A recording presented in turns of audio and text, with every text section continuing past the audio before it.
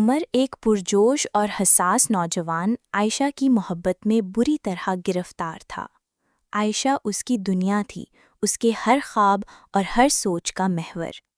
لیکن پھر ایک دن بنا کسی پیش کی اطلاع کے عائشہ نے اسے ہر جگہ سے بلاک کر دیا۔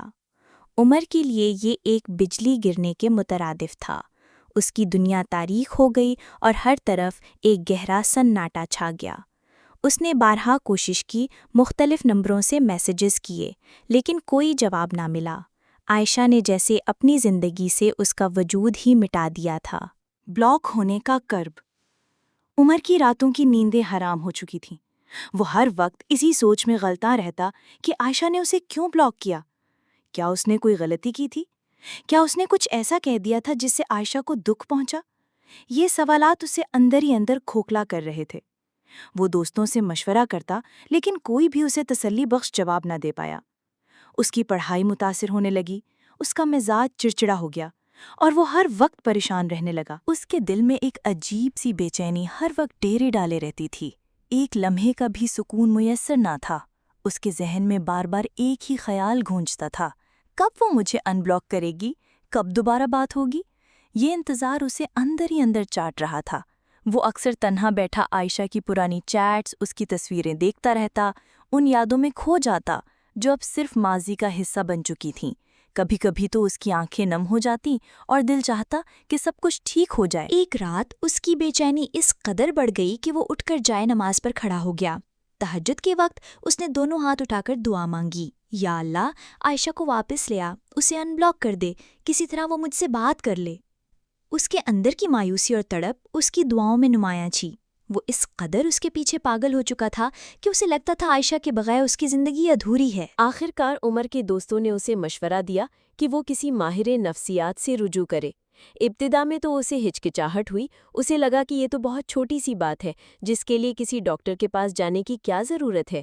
لیکن جب اس کی ذہنی کیفیت بگڑتی چلی گئی تو اس نے ہارے ہوئے دل سے ایک ماہر نفسیات ڈاکٹر فرحان سے وقت لیا۔ ڈاکٹر فرحان ایک تجربہ کار اور ہمدرد شخصیت کے مالک تھے۔ عمر نے انہیں اپنی تمام رودات سنائی، اپنی بے چینی، اپنی پریشانی اور عائشہ کے بلاک کرنے کے بعد اپنی ذہنی حالت میں آنے والی تبدیلیوں کا تفصیلی ذکر کیا۔ اس نے خاص طور پر بتایا کہ کیسے وہ ہر وقت اس کے ان بلاک کرنے کی انتظار میں رہتا ہے اور کیسے اس نے تہجد میں بھی اس کے لیے دعائیں کی ہیں۔ ڈاکٹر فرحان نے پوری توجہ سے اس کی بات سنی اور پھر ایک گہری سانس لے کر بولی، عمر، آپ کی پریشانی بالکل فطری ہے۔ کسی ایسے شخص سے رابطہ ٹوٹ جانا جس سے آپ کو گہری وابستگی ہو بہت مشکل ہوتا ہے، اور یہ جو بے چینی اور مسلسل انتظار ہے، یہ ایک عام رد عمل ہے جب کوئی ہمیں اچانک ہماری زندگی سے نکال دیتا ہے۔ یہ اس بات کی علامت ہے کہ آپ کو اس رشتے سے گہرا لگاؤ تھا۔ انہوں نے مزید کہا، آپ جو یہ دعائیں کر رہے ہیں یہ آپ کی سچی محبت اور تعلق کا اظہار ہے۔ یہ دکھاتا ہے کہ آپ کتنا پریشان ہیں۔ لیکن بیٹا، ہمیں یہ بھی سمجھنا ہوگا کہ بعض اوقات کچھ چیزیں ہمارے اختیار میں نہیں ہوتی۔ آپ کسی کو زبردستی اپنے ساتھ نہیں رکھ سکتے یا زبردستی اسے اپنی زندگی میں واپس نہیں لا سکتے۔ ڈاکٹر فرحان نے عمر کو کچھ اہم باتیں سمجھائیں۔ سب سے پہلے آپ کو اس حقیقت کو قبول کرنا ہوگا کہ فی الحال عائشہ نے آپ سے رابطہ منقطع کر دیا ہے۔ جب تک آپ اس حقیقت کو قبول نہیں کریں گے، آپ اس بے چینی سے باہر نہیں آ پائیں گے۔ یہ قبولیت آپ کو آگے بڑھنے کی ہمت دے گی۔ خود پر توجہ مرکوز کریں۔ اب وقت ہے کہ آپ اپنی تمام تر توجہ اپنی ذات پر مرکوز کریں۔ اپنی پڑھائی پر دھیان دیں، اپنے دوستوں کے ساتھ وقت گزاریں، کوئی نیا شوق اپنائیں، وہ کام کریں جو آپ کو خوشی دیتے ہیں۔ اپنی ذہنی اور جسمانی صحت کا خیال رکھیں۔ جب آپ خود کو بہتر محسوس کریں گے تو آپ میں ایک نئی توانائی آئے گی۔ حدود کا احترام کریں۔ عائشہ نے آپ کو بلاک کیا ہے تو اس کے فیصلے کا احترام کریں۔ اسے بار بار رابطہ کرنے کی کوشش کرنا یا مختلف طریقوں سے اسے پریشان کرنا اسے مزید آپ سے دور کر سکتا ہے۔ یہ اسپیس دینا بہت ضروری ہے تاکہ دونوں طرف سے صورتحال کو پرسکون ماحول میں دیکھا جا سکے۔ امید اور حقیقت کا توازن۔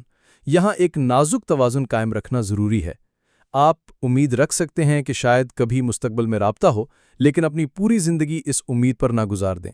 اگر ایسا ہوا تو ٹھیک، ورنہ آپ کو اپنی زندگی کو نئے سرے سے جینا ہوگا۔ جو لوگ بلاک کرتے ہیں وہ اکثر یہ دیکھنا چاہتے ہیں کہ آپ ان کے بغیر کیسے رہتے ہیں۔ آپ کا خود کو سنبھالنا ہی ان کے لیے سب سے بڑا جواب ہے۔ ایک بات یاد رکھیں عمر، عزت نفس سب سے قیمتی ہے۔ اگر کوئی آپ کی قدر نہیں کرتا یا آپ کو اپنی زندگی میں نہیں چاہتا تو آپ کو بھی اس کے پیچھے بھاگنا چھوڑ دینا چاہیے۔ آپ کے لیے بہت سے دروازے کھلے ہیں، بہت سے رشتے انتظار کر رہے ہیں۔ ڈاکٹر فرحان نے ایک لمبا وقفہ لیا اور عمر کی آنکھوں میں دیکھتے ہوئے کہا، تہجد میں دعا کرنے کا مطلب یہ نہیں کہ آپ صرف کسی خاص شخص کے لیے دعا کریں۔ تہجد میں اللہ سے اس کے لیے دعا کریں جو آپ کے لیے بہترین ہو، چاہے وہ عائشہ ہو یا کوئی اور سب سے بڑھ کر اپنے لیے دعا کریں، اپنی ذہنی سکون اور خوشی کے لیے دعا کریں۔ ڈاکٹر فرحان کی مشوروں نے عمر کی سوچ کو بدل دیا۔ اس نے محسوس کیا کہ اس کی دعائیں بھی اب سکون کے لیے ہونے لگی ہیں۔ اس نے خود کو مثبت سرگرمیوں میں مصروف کر لیا، دوستوں کے ساتھ زیادہ وقت گزارنے لگا اور اپنی پڑھائی پر بھی دوبارہ سے فوکس کرنے لگا۔ اس نے اب عائشہ کو ان بلاک کروانے کے لیے بے چینی سے انتظار کرنا چھوڑ دیا تھا۔ اسے یہ سمجھ آ گئی تھی کہ اگر کوئی اس کی قدر نہیں کرتا تو اسے اپنی عزت نفس کو مجروح نہیں کرنا چاہیے۔ چند مہینوں بعد عمر ایک بالکل مختلف انسان تھا۔ وہ پرسکون، زیادہ خود اعتمادی والا اور اپنی زندگی پر توجہ مرکوز کیے ہوئے تھا۔ ایک دن اس نے اپنے موبائل پر ایک نوٹیفیکیشن دیکھا۔ یہ عائشہ کا میسج تھا، کیسے ہو؟ عمر نے ایک لمحے کے لیے سوچا۔ اس کے دل میں اب بھی ایک ہلکی سی دھڑکن اٹھی، لیکن اب وہ پہلے جیسا بے قرار نہیں تھا۔ اس نے سکون سے میسج کھولا اور پھر مسکرا دیا۔ اسے معلوم تھا کہ اب اسے کیا کرنا ہے۔ یہ ضروری نہیں تھا کہ اس رشتے کا دوبارہ آغاز ہو، اہم یہ تھا کہ عمر نے خود کو اس مشکل صورتحال سے نکال کر ایک مضبوط اور بہتر انسان بنا لیا تھا۔ اس نے اپنی زندگی کی باغ ڈور اپنے ہاتھوں میں لے لی تھی اور یہی اس کے لیے سب سے بڑی کامیابی تھی۔ کیا آپ چاہتے ہیں کہ عمر کا جواب یا اس کے بعد کی صورتحال پر مزید بات کی جائے؟ اگر ہاں تو مجھے سیکنڈ پارٹ کے لیے کامنٹ کریں تاکہ میں اسٹوری کا سیکنڈ پارٹ بھی لے کر آؤں۔